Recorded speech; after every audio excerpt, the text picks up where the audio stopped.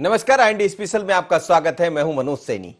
मंत्रिमंडल में महाराज, केंद्रीय मंत्रिमंडल का विस्तार जल्द हो सकता है, इस तरह के संकेत दिखाई दे रहे हैं और फेरबदल की सुगबुगाहट बड़ी तेजी से चर्चा में बनी हुई है। कैबिनेट में सिंधिया की एंट्री मिलेगी, ऐसा लगभग तय माना जा रहा है और सिंधिया को रेलवे या फिर मानव संसाधन विकास मंत्रालय मिल सकता है, लेकिन रेलवे की उम्मीदें ज्यादा है। हालांकि अभी तो मंत्रिमंडल का विस्तार होगा, उसके बाद फिर विभाग का विस्तार होगा, विभाग का वितरण होगा, किसको क्या विभाग मिलते हैं। लेकिन चर्चाएं हैं, जब कभी मंत्रिमंडल विस्तार की चर्चाएं चलती है तो फिर विभाग का अंदाजा भी लगाया जाता है, क्योंकि माधवराव सिंधिया भी उस समय रेल मंत्री रहे हैं और उनके कार्यकाल को याद किया जाता है आज भी। पर अब ऐसा लग रहा है कि मोदी सरकार 2 साल पूरे होने के बाद एक बार फिर फेरबदल की तरफ बढ़ रही है, जिसमें कुछ दिन पहले जेपी नड्डा, अमित शाह साहब और तमाम वरिष्ठ नेताओं के बीच में बैठक भी हुई है, जिसमें राजनाथ सिंह भी शामिल हुए थे, नितिन गडकरी भी शामिल हुए थे और हर एक मंत्री से उनकी कामों का प्रधानमंत्री ने आकलन यानी जायजा भी लिया है कि किस तरह से उन्होंने काम किया है। पर बीते दिनों हम देखें तो जो एक्टिव मंत्री रहे हैं उनकी छवि पर चर्चा भी हुई है और सबसे ज्यादा सुर्खियों में जो नाम है उसमें ज्योतिरादित्य सिंधिया का नाम है, सर्बानंद सोनोवाल है, जो ओडिशा के वैजयंत पांडा है।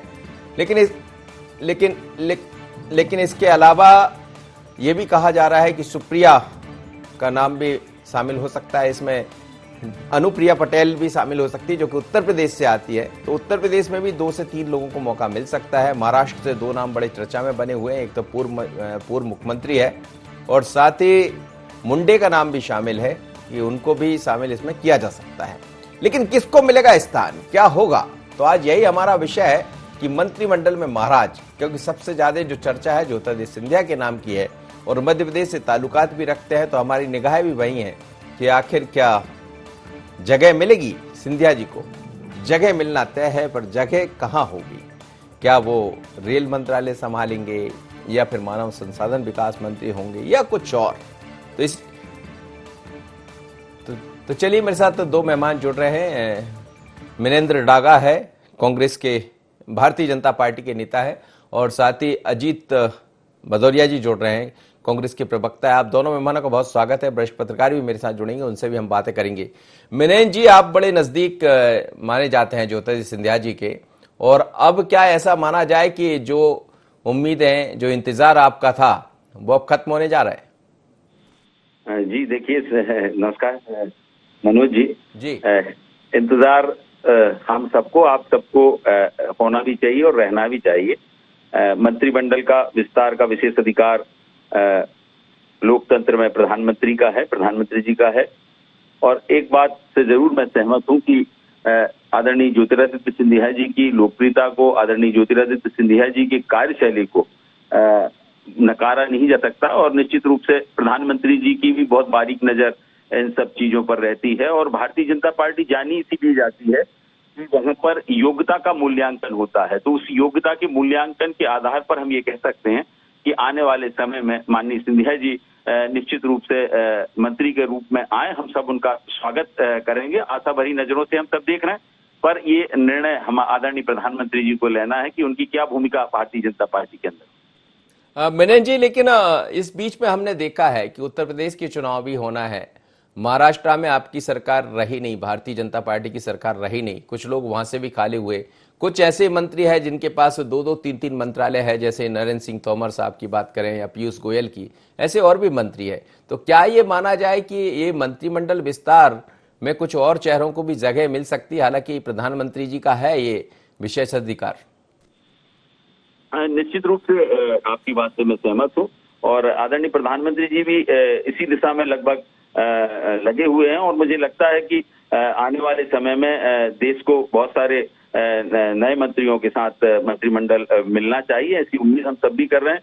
क्योंकि हम सबसे ज्यादा वो भी इस बात का आकलन कर रहे हैं कि देश में अभी मंत्रिमंडल विस्तार की आवश्यकता है। क्योंकि ये हम 1.5-2 साल अगर हम देखें तो ये कोरोना का संक्रमण काल निकला, इसमें पूरी सरकार का ध्यान कोरोना को कंट्रोल में करने के लिए सरकारों का लगा रहा। इस कारण से मंत्रिमंडल विस्तार में भी मुझे लगता है कि शायद देरी हुई होगी, या अभी प्रधानमंत्री ने प्राथमिकताएं जब तय करते हैं प्रधानमंत्री तो देश को सामने रखते हैं। और देश को जब सामने वो रखते हैं तो उनको जो आपदा राष्ट्रीय अंतर्राष्ट्रीय आपदा आई थी, प्रधानमंत्री जी उस आपदा से पहले निपटना चाहते थे और ईश्वर की कृपा से अब वो आपदा अभी कुछ कम हुई है और मुझे लगता है कि इससे निपटने के बाद प्रधानमंत्री जी का जो चिंतन और मंथन है वो निरंतर इस ओर बढ़ रहा है कि आने वाले समय में हमें बहुत सारे अच्छे और नए मंत्रियों को हम देखेंगे उनकी टीम में। चलिए, बिल्कुल आप बने रहे मेरे साथ। अजित भदौरिया जी, चलिए आपके क्षेत्र के लिए भी अच्छी खबरें आने वाली है। आप भी ग्वालियर चंबल से ही आते हैं। ज्योतिरादित्य सिंधिया जी आपके पास से भले चले गए, थोड़ी देर हुई, पर अब अच्छे मंत्री बनने वाले हैं। ठीक है, हमारी शुभकामनाएं हैं ज्योतिरादित्य सिंधिया जी को, परंतु ज्योतिरादित्य सिंधिया जी के लिए मंत्री पद कोई मायने नहीं रखता केंद्र में, क्योंकि वो पहले ही कांग्रेस पार्टी ने उनको इतनी कम उम्र में 2-2 बार मंत्री बनाया, इतने महत्वपूर्ण विभाग दिए स्वतंत्र प्रभार के साथ, तो ये चीजें उनके लिए कोई मायने नहीं रखती। और पूर्ण अधिकार के साथ बनाया था। अब नरेंद्र मोदी जी की कैबिनेट में मंत्रियों की क्या हालत है, सिर्फ अमित शाह और नरेंद्र मोदी को छोड़ के बाकी सब लोग रबर स्टाम्प है। वरिष्ठ से वरिष्ठ मंत्री, चाहे वो राजनाथ सिंह जी हो, लेकिन आप लोग भी बड़े गजब है, यदि मंत्री नहीं बनते हैं तो भी दिक्कत, अब बन रहे तो भी।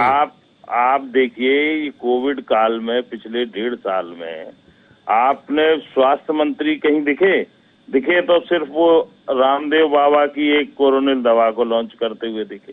बाकी इन लोगों की कहीं कोई उपयोगिता नहीं है। सिंधिया जी ने तो उस तरीके से फ्री हैंड होके काम किया है यूपी और कांग्रेस सरकार में कि उनको मालूम है कि केंद्रीय मंत्री के, परंतु मुझे नहीं लगता कि सिंधिया जी आए। शुभकामनाएं, और बनना भी चाहिए, योग्य है, मैं उनको शुभकामनाएं देता हूं, परंतु इस नेतृत्व के अधीन रह के सिंधिया जी स्वतंत्रता से काम नहीं कर पाएंगे, पहली चीज।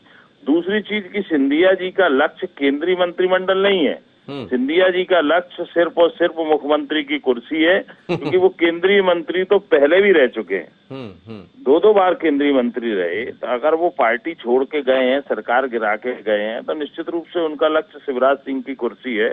और जो हो सकता है, मेरी शुभकामनाएं बहुत जल्दी उनको वो हासिल भी हो जाए 2023 के चुनाव से पहले, ऐसी मैं शुभकामनाएं देता हूं। चलिए, आपकी शुभकामनाएं भी बड़ी गजब हैं। कांग्रेस की शुभकामनाएं इस समय कई तरह की मिलती रहती। सुरेश शर्मा जी, बीते कई दिनों से इस बात की चर्चाएं बड़ी जोरों पर है कि मंत्रिमंडल विस्तार हो सकता है, और अब तो उम्मीदें ज्यादा लग रही, क्योंकि उत्तर प्रदेश में चुनाव होना है। महाराष्ट्र में स्थिति क्या हुई, सरकार चलेगी तो महाराष्ट्र से भी कुछ लोगों को जगह मिल सकती है, जेडीयू से भी जगह देना है, क्योंकि जेडीयू से पहले तालमेल का अभाव रहा है, बाद में तालमेल हो गई, सरकार भी बन गई बिहार में जेडीयू के साथ। तो क्या दूसरी तरफ रामविलास पासवान की एक कुर्सी खाली हुई है, कुछ और भी दिवंगत नेता हो गए हैं जिनके कारण कुर्सियां खाली हुई है, तो क्या ये माना जाए कि ज्योतिरादित्य सिंधिया के साथ कुछ और लोगों को जगह मिल सकती है और ये जल्द दिखाई देगा? 20-21 तारीख की चर्चा भी बड़ी तेजी से चल रही। देखिए मनोज जी, इसमें सबसे महत्वपूर्ण बात यह है कि सिंधिया जी से जो वादा किया था वो पूरा करने का समय आ गया है। और उसके साथ ही अन्य क्षेत्रों में, क्योंकि जैसे आपने अपनी स्क्रीन पर भी दिखाया है कि असम के मुख्यमंत्री सोनेवाल जी जो हैं, सर्बानंद सोनेवाल जी, उनका भी एक दावा बनता है। फिर सुशील मोदी बिहार से जो आते हैं उनका दावा बनता है, क्योंकि उन्हें जो है इधर भेजा गया। और बाकी के जो और लोग हैं जिनको ये कहा जा सकता है कि जिनकी उपयोगिता केंद्रीय मंत्रिमंडल में है, उनकी मुझे लगता है कि अभी विस्तार जो संभावित है, जिसकी चर्चा अब तेजी से निकल करके सामने आई है, उसमें शामिल किया जाएगा। 2 बातें, एक बात आपने कही है कि उत्तर प्रदेश विधानसभा के चुनाव होना है और उत्तर प्रदेश में उन दलों के साथ जहां गठबंधन करके सामाजिक समीकरण साधे जा सकते हैं उनको जो इसमें शामिल किया जा सकता है। लेकिन इसके साथ एक और बात भी है कि कोरोना काल की कुछ घटनाओं ने और केंद्र की सरकार का जो प्रभुत्व था उसको कहीं न कहीं खंडित किया है। लोगों के दिमाग में ये बात आई है कि नरेंद्र मोदी हैं तो मुमकिन है, लेकिन जब ये मुमकिन के अंदर जो ऑक्सीजन की कमी आई, बेड्स की कमी हुई, दवाइयों की कमी हुई, महामारी ज्यादा विकराल रूप लेकर के चली गई और व्यवस्थाएं हमारी छोटी दिखाई देने लगी, या जितनी भी ज्यादा से ज्यादा व्यवस्था कर पा रहे थे वो भी छोटी होने लगी, तो एक बड़ा प्रभाव पड़ा है और जनमानस के अंदर। फिर आप जो है किसान आंदोलन के मामले में भी आप महसूस करेंगे कि उसका भी एक ग्रामीण अंचलों में एक पॉजिटिव नेगेटिव अप्रोच है। तो मुझे ये लगता है कि मंत्रिमंडल विस्तार में इन सब बातों का ध्यान रखते हुए जो डैमेज है उसका कंट्रोल करने की बात की जाएगी और वापस उस स्थिति को लाने के लिए जो है फिर से प्रयास किए जाएंगे। मुझे लगता है ये मंत्रिमंडल विस्तार की पूरी थीम हो सकती है, जो मेरी कल्पना है।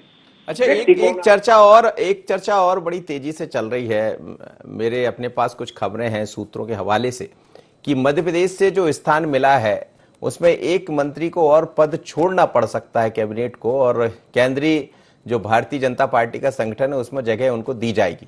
यदि ऐसा होता है तो फिर एक जगह और खाली हो जाएगी। नहीं, ये हो सकता है क्योंकि कुछ लोग ऐसे हैं, परंतु मुझे दिखाई नहीं दे रहा कोई ऐसा नाम जिसमें मध्य प्रदेश का जो पहले से मंत्रिमंडल में शामिल है और उसको हटाए जाने की बात हो रही हो। क्योंकि थावरचंद गहलोत जी राज्यसभा में नेता है सदन के, तो इसलिए उनको हटाए जाने की कोई संभावना नहीं है। प्रहलाद पटेल जी को अभी लिया है, काफी मशक्कत के बाद लिया है, इसलिए उनके बारे में भी कोई ऐसी चर्चा हो सकती है। नरेंद्र सिंह जी के बारे में तो नरेंद्र सिंह जी का जो जन्मदिन था उस पर प्रधानमंत्री जी ने जो पत्र लिखा है, वो पत्र ही अपने आप में स्पष्ट करता है कि नरेंद्र सिंह तोमर जो है वो नवरत्नों में से एक हैं प्रधानमंत्री जी के।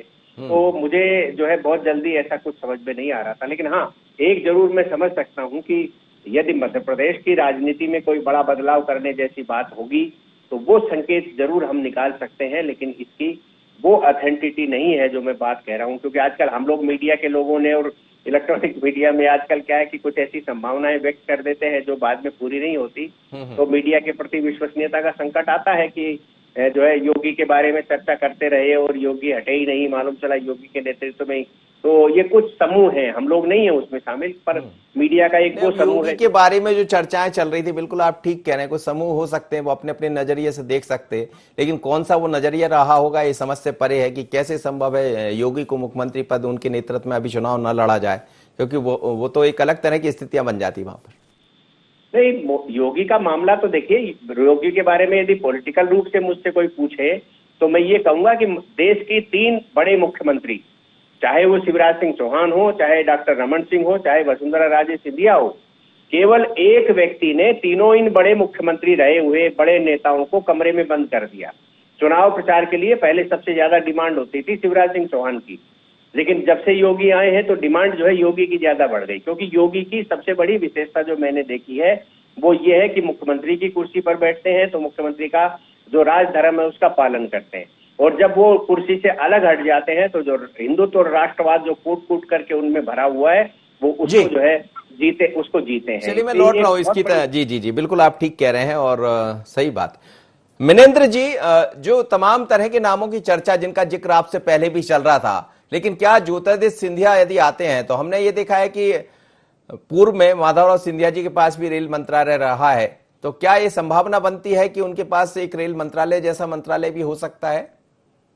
देखिए, हम तो आपके और चैनल के माध्यम से और समाचार पत्रों के माध्यम से अभी देख और सुन रहे हैं। ये मैं फिर से आपसे दोहराना चाहूंगा कि ये विशेष अधिकार माननीय प्रधानमंत्री जी का है कि वो किसको कौन सा मंत्रालय सौंपते हैं। लेकिन निश्चित रूप से अगर हम अपनी और हम पूरे प्रदेश और देश की बात करें और सिंधिया जी को अगर जैसा कि माधवराव सिंधिया जी के ने बहुत सारे भारतीय रेल में जो परिवर्तन, अमूल चूक परिवर्तन किए, राष्ट्रीय हित में ऐसे बड़े बड़े निर्णय लिए, जो रेलवे आज तरक्की की राह पर चल पड़ा है, उनके ही सपनों का ये रेलवे आज खड़ा हुआ है।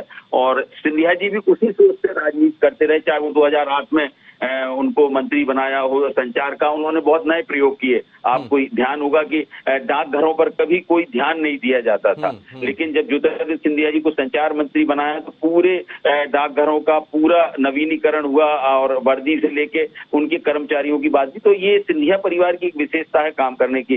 तो मैं आपकी बात से इत्तेफाक रखते हुए कि अगर भविष्य में मंत्रिमंडल में उन्हें शामिल किया जाता है और रेलवे जैसा महत्वपूर्ण विभाग दिया जाता है तो निश्चित रूप से ये बहुत क्रांतिकारी निर्णय प्रधानमंत्री जी का होगा और राष्ट्र हित में होगा और प्रदेश हित में होगा। हमारी भदौरिया जी कुछ सवाल खड़े कर रहे थे कि वो मंत्री नहीं कुछ और बनना चाहते।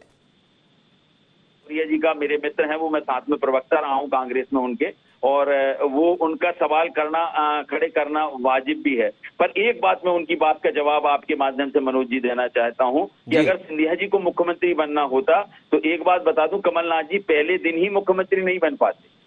ये बात आप नोट कर लीजिए। आपको याद होगा, आपके चैनल ने भी चलाया था इस बात को कि जिस समय यहाँ मुख्यमंत्री फाइनल हुआ था, माननीय सिंधिया जी के यहाँ 30-35 विधायकों ने डेरा डाल दिया था कि हम आपको मुख्यमंत्री के रूप में देखना चाहते हैं। सिंधिया जी ने मना कर दिया था कि नहीं, पार्टी के निर्णय सत्मान्य है, हम पार्टी के निर्णय को मानते हैं और कमलनाथ जी को मुख्यमंत्री बनने दीजिए। आपको याद होगा, आपके चैनल पे भी मैंने देखा था इसको, मैं कवर भी कर रहा था उस समय तो जी।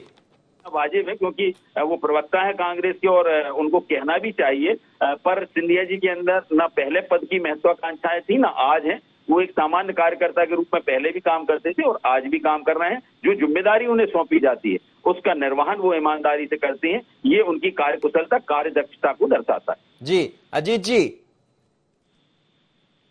आप जो कह रहे थे अजीत भदौरिया जी, वो जवाब मिल गया आपको? नहीं, देखिए मनेंद्र भाई ने बिल्कुल सही कहा और मैंने भी सिंधिया जी की योग्यता पे और कार्य कुशलता पे प्रश्न चिन्ह नहीं लगाया। नहीं लगाया, मैंने खुद अप्रिशिएट किया जी। परंतु मैंने जो एक चीज कहा था उसका मनेंद्र भाई ने समर्थन कर दिया। परोक्ष अपरोक्ष रूप से मनेंद्र भाई ने स्वीकार किया कि कांग्रेस की यूपीए सरकार थी तब मंत्रियों को कितने स्वतंत्र पावर थे, कि स्वर्गीय माधवराव सिंधिया जी ने कैसे रेल को ऊंचाइयों पे पहुंचाया कांग्रेस नेतृत्व में रहते हुए। सिंधिया जी ने, ज्योतिरादित्य सिंधिया जी ने कैसे पोस्ट ऑफिसों का उन्नयन किया, किस तरीके से उनका पूरा ढांचा बदल दिया यूपीए सरकार में मंत्री रहते हुए। तो मैं तो कह रहा हूं कि आदरणीय सिंधिया जी को जो भी विभाग मिले, अब मैं स्वयं मांग करता हूं कांग्रेस पार्टी की ओर से कि अब नरेंद्र मोदी जी को अपना मोटो चेंज करना चाहिए। अब मंत्रियों को फ्री हैंड देना चाहिए काम करने के लिए जी। ऐसा नहीं कि उनकी सचिवालय से फाइल होने के बाद केंद्रीय मंत्रियों के पास जा रही है। ये परिस्थिति बदलना पड़ेगी क्योंकि कई योग्य मंत्री हैं, आपको उन पर विश्वास करना पड़ेगा। तब वो योजनाएं जो बनती हैं दूसरों का भी दिमाग उसमें लगाना चाहिए। जब संवैधानिक ढांचा है, प्रधानमंत्री के साथ इतना मंत्रिमंडल समूह का गठन होता है तो सबका सामूहिक निर्णय होना चाहिए, दो लोगों का नहीं होना चाहिए। आदरणीय सुरेश शर्मा जी ने बहुत अच्छी बात कही, मैं उनकी एक बात का विश्लेषण का कायल हूं। उन्होंने कहा कि योगी का ऑरा इतना बड़ा हो गया पहली बार मुख्यमंत्री बनने के बाद, काम की चीज मिल गई, बनने के बाद ही योगी जी का ऑरा इतना बड़ा हो गया कि उन्होंने 3 बार के 3 मुख्यमंत्री, और अब तो शिवराज सिंह जी चौथी बार के मुख्यमंत्री हैं, उन लोगों को उन्होंने एक कोठरी में बंद कर दिया। ये आज ही शिवराज सिंह जी की मनोज जी जो मुलाकात हुई है प्रधानमंत्री जी से, उसमें बैठक व्यवस्था के जो चित्र आए हैं मीडिया के माध्यम से, योगी जी की बैठक व्यवस्था प्रधानमंत्री जी के साथ और शिवराज सिंह जी की बैठक व्यवस्था प्रधानमंत्री जी के साथ, ये अपने आप में स्पष्ट करता है कि सुरेश शर्मा जी ने बहुत अच्छा आकलन करके उसका विश्लेषण किया। आपको सुरेश शर्मा जी की बात आपने पकड़ ली इसलिए कि आपको मौका मिल गया कहने का, लेकिन कोविड का संकट है, दूरी तो बना के चलना ही पड़ता ना अजीत जी। योगी जी क्या कोविड फ्री है क्या? ना? योगी जी कोविड प्रूफ है क्या? हो सकता है वो फोटो कहीं का पुराना रहा होगा जो आप लोग भी बहुत जारी कर रहे हैं। आज हम देख रहे हैं बहुत सारे ग्रुपों पर आप लोग ने डाल दिया कांग्रेस। अब वो तो आदरणीय मनोज जी जो स्थिति है, और सुरेश शर्मा जी जैसा वरिष्ठ पत्रकार जब आकलन करे किसी चीज का तो उसको डिनाई कैसे किया जा सकता। चलिए सुरेश जी, सवाल यही है, खैर वो दूसरी तरफ जा रहे हैं अजीत जी और उनका तो काम है, विपक्ष में है तो चीजों को पकड़ेंगे, पर आपने मौका दे दिया उनको बोलने का। सवाल ये भी है कि जो नामों की सुर्खियां हैं, जैसे सर्बानंद सोनोवाल है, ओडिशा के विजयंत पांडा है, या फिर ज्योतिरादित्य सिंधिया जी है, ये भी कहा जा रहा है कि महाराष्ट्र के पूर्व मुख्यमंत्री भी बन सकते, फडणवीस की चर्चा भी है। दूसरा 1-2 नाम और, वहां से मुंडे का नाम भी सामने आ रहा है। क्या इन नामों के अलावा भी कुछ और नाम आपको दिखाई दे रहे हैं जिनको जगह मिल सकती है? क्योंकि ये मंत्रिमंडल का विस्तार आने वाले उपचुनाव में, चाहे हम पंजाब की बात कर लें, उत्तर प्रदेश की बात करें, 4 राज्यों में तो उपचुनाव होना ही है, तो क्या उसके मद्देनजर भी बड़ा महत्वपूर्ण होगा? देखिए, नामों के बारे में किसी भी प्रकार का प्रिडिक्शन करना मेरे लिए संभव नहीं है, क्योंकि मुझे ये मालूम है कि आज तक जो नाम हम लोग छापते हैं सवेरे बदल भी जाते हैं कई नाम। जैसे पिछली बार प्रहलाद पटेल जी का नाम तय हो गया था, संयोग से उस दिन मैं दिल्ली में था, बैठक थी हमारी, तो अगले दिन मंत्रिमंडल की शपथ हो रही थी, मैं मिला उनसे, तो उन्होंने कहा कि पंडित जी कल से मुझ पर प्रोटोकॉल लागू हो जाएगा, और दूसरे दिन उन्होंने शपथ नहीं ली। तो कई बार जो ये राजनीतिक पेचबाजी होती है, ये कभी कभी अनुमानों को ध्वस्त कर देती है। तो इसलिए मैं जो है इसमें सक्षम नहीं मानता स्वयं को कि मैं जो है उनके नामों की संभावना बताऊं, लेकिन मैं इतना जरूर कह सकता हूं कि आने वाले विधानसभा के उपचुनाव हो या आम चुनाव हो या कुछ उपचुनाव हो, उनको उनके समीकरण और अपनी जो एक छवि बनाने के लिए जो मंत्रिमंडल का सहारा लिया जाता है वो निश्चित रूप से लिया जाएगा।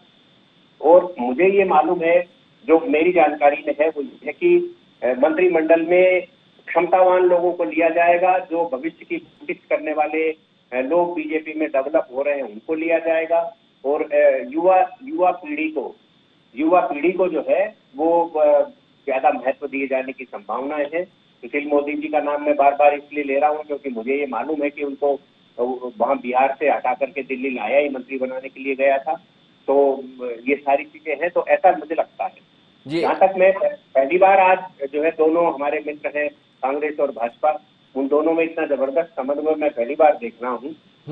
और मुझे इस बात की भी खुशी है कि कांग्रेस पार्टी आज मेरी किसी बात से सहमत है, क्योंकि मैं तो 30 वर्ष की पत्रकारिता में ये पहली बार सुनने का सौभाग्य प्राप्त कर रहा हूँ कि मुझे जो है कांग्रेस भी मेरी बात से सहमत हो रही है। आपने अच्छा विषय दे दिया तो सहमत हो गए वो बिल्कुल। अजीत जी सर कुछ कहेंगे? आप वो कह रहे हैं पहली बार हम देख रहे हैं कांग्रेस को सहमत होते हुए।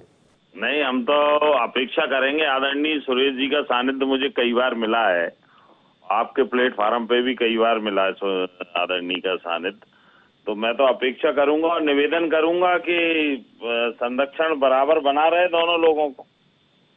जी मिनेन जी, सवाल यही है कि जैसा हम कह रहे हैं जिन नामों को लेकर चर्चा चल रही है, लेकिन कई दफा ये होता है क्योंकि मोदी जी के बारे में ये भी कहा जाता है कि जो हम सोचते हैं वो होता नहीं है और जो होता है वो दिखता नहीं है, पर चर्चाएं चलती रहती है जब तक कि विस्तार ना हो जाए। पर यह तो तय है कि इस बार विस्तार हो जाएगा।